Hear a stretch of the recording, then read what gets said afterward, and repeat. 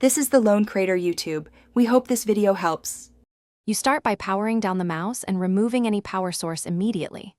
Once done, use a T5 screwdriver and plastic pry to open the shell carefully, making sure not to strip screws.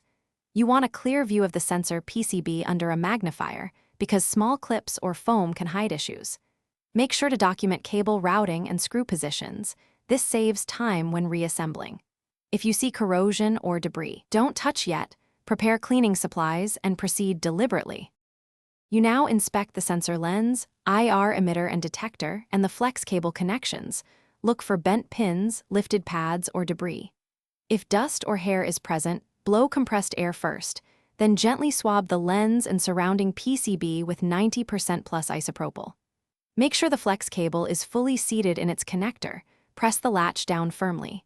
If you find cracked solder joints, consider a careful reflow with a fine tip iron. Only attempt that if you have steady hands and prior experience. You reassemble by replacing any removed foam pads, seating the PCB and securing screws evenly. Do not over-tighten.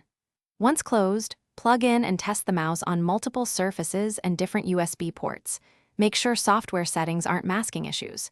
If jitter or dropouts persist, consider swapping the sensor module or replacing the flex cable, referencing part numbers from the PCB. If nothing fixes it, one key troubleshooting tip.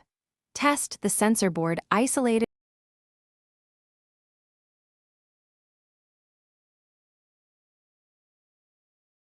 Thanks for watching. Consider subscribing if we helped you.